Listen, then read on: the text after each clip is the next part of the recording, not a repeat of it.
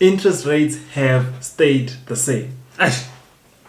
I was really hoping that they decreased. Hey, I had my fingers crossed that can interest rates decrease, but they didn't decrease. Yeah. And how does that affect us now? Before we even get to the context of this content level, I'd like to really understand from our viewers in terms of which route did you take? Did you take the variable or did you take the fixed rate? Yeah, and please do post it down in comments. We'd really like to hear from you guys. What is your opinion? So as we did mention that interest rates stayed at the same in terms of it was 11.75 and it's still there. So that's a huge relief for you because you are on variable. Yeah. So can you please, before we even go further, what is variable and how did these news affect you? Okay, so let's really understand what's variable and what's fixed, right? So when you're looking at variable interest rates, you're looking at interest rates changing as the repo rate changes. Yeah. Now, if you're looking at fixed, this means that if the bank gave you, let's say, 11.75%, then that it's going to stay 11.75 until the period ends. So they'll tell you that we'll fix it for the next 5 years. So for the next 5 years, you'll be paying 11.75%. So basically what we're saying to further simplify this is that when interest rates go up, this has a direct influence towards any loan that you took. What do we mean by saying that? If, for instance, let's say that it was at 11.75 right now, so it went to 12%. So ultimately, your repayment will slightly be higher because of the rate going up. So what happened is that the Reserve Bank increased that percentage.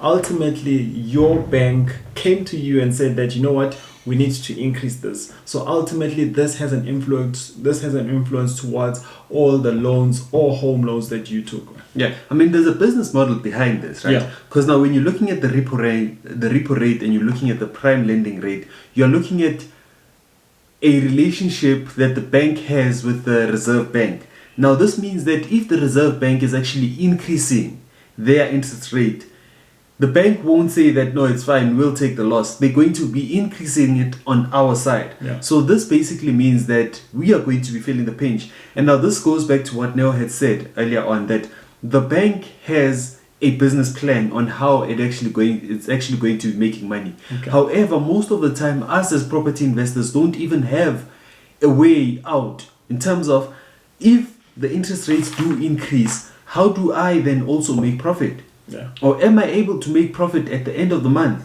Or if I was in a cash flow negative, how will that actually affect me? Am I actually forced to sell now?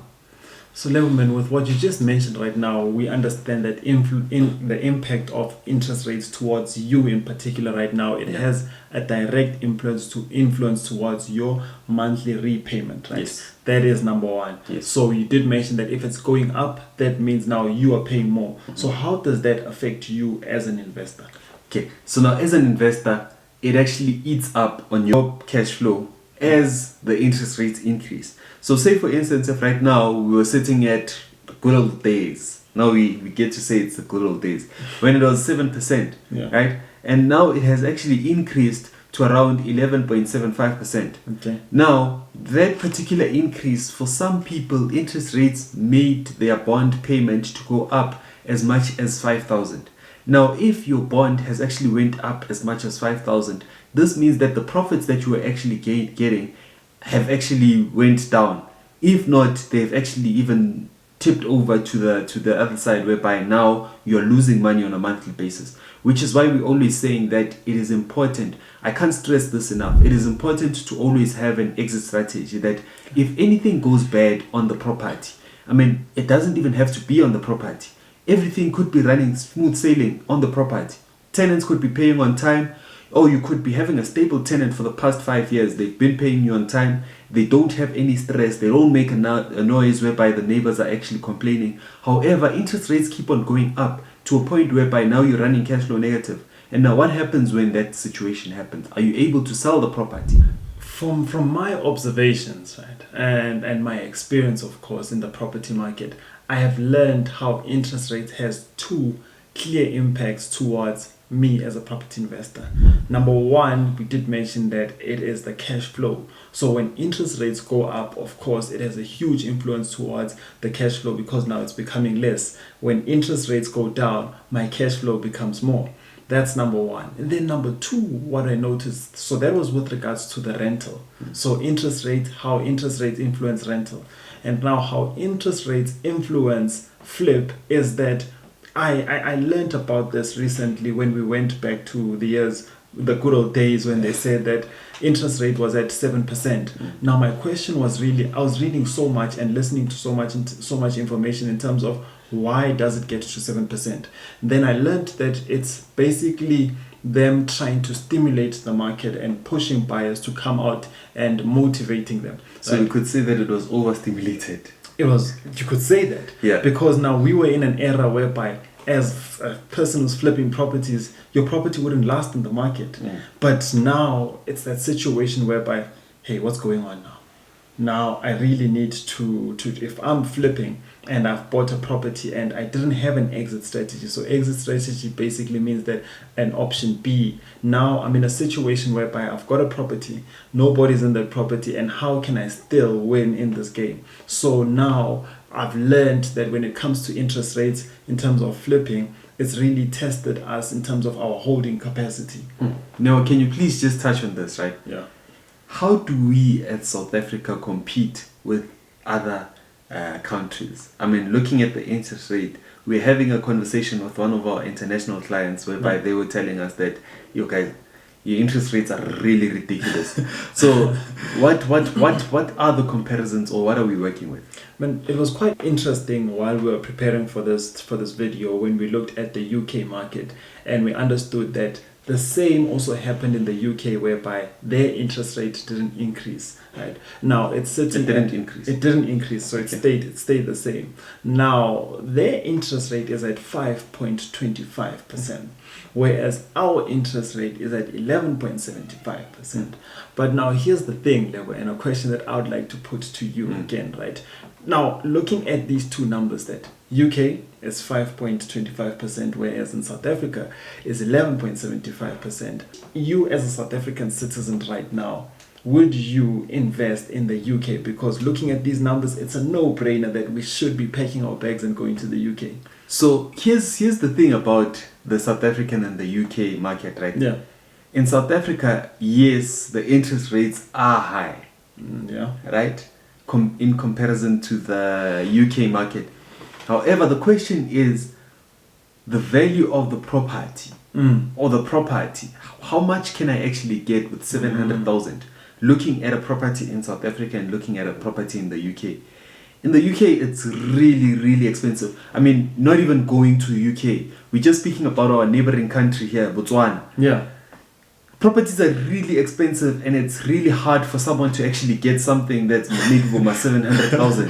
Whereas in South Africa, you can actually get access to that. Yeah. Now, I was looking at Botswana market, and I'm seeing that properties are selling for around 1 million pula or something like that. And I'm like, how many people really own properties in this area, or is it just the rental market? Because now property is made to seem as if it's for the elite few. Yeah, and that's quite interesting, man. This is the information that we've been engaging with people that have been reaching out to us, that in some countries, property investing is only for the rich. Like, I didn't think that this is a thing. So again, even though the borrowing percentage or the borrowing margin might be high, but now in terms of barrier to entrance, it can be that affordability is there. Yeah. So a lot of people can then buy. But then again, we really emphasize as Longwell that property investing is a numbers game. So we really need to be careful that once we start borrowing a cent, we need to be there. We need to be understanding the return on investment. Of course, man. Of course, man. Level, I've got a final question for you. Do you see our interest rate going back to 7%? Man, it's a really difficult one. Yeah. It's a really difficult one, and now it's hard to say, right? Yeah. Because I know with economists, they deal on just looking at the market and saying that is it possible or will it not be possible? Yeah. And we need to understand that why did it get to that 7%? Yeah. Remember, that happened after COVID, right? Yeah. And now during COVID, a lot of people were at home and a lot of people were not really buying as much as they are buying right now when everything is open. So for us to go back to 7%, I think it's going to be a huge stretch. Yeah. I'm not sure if we actually going to be going to the 7%.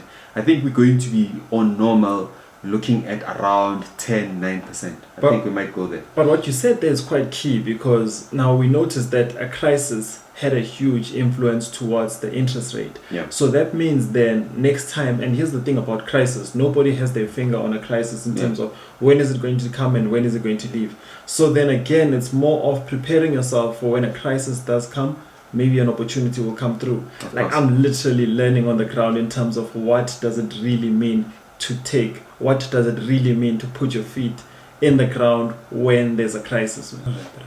Yeah. So when there is a crisis, a lot of people tend to not actually want to invest in anything. Yeah. And now, when there is no crisis, we are all posting on socials that when there is a crisis, that's when you should actually be investing. So what I'm saying is that get as much knowledge as possible. Yeah. Get your feet in the ground, because remember, you don't only want to start when the crisis actually started. Yeah. You want the momentum to already be there, so that you already built the systems, right? The networks, the people that you have to call when the crisis actually happens. Yeah. So just start as soon as possible, so that when the crisis does hit again, I mean, you'd actually be ground running. We've all heard buy low, sell high. But now, what does it really mean buying low? Because when it comes to buying low, that means there must be something that pushed the market to go to that direction. So the real question is that, will you pull the trigger when the market is at its lowest? Invest like a pro and take that opportunity. Cheers.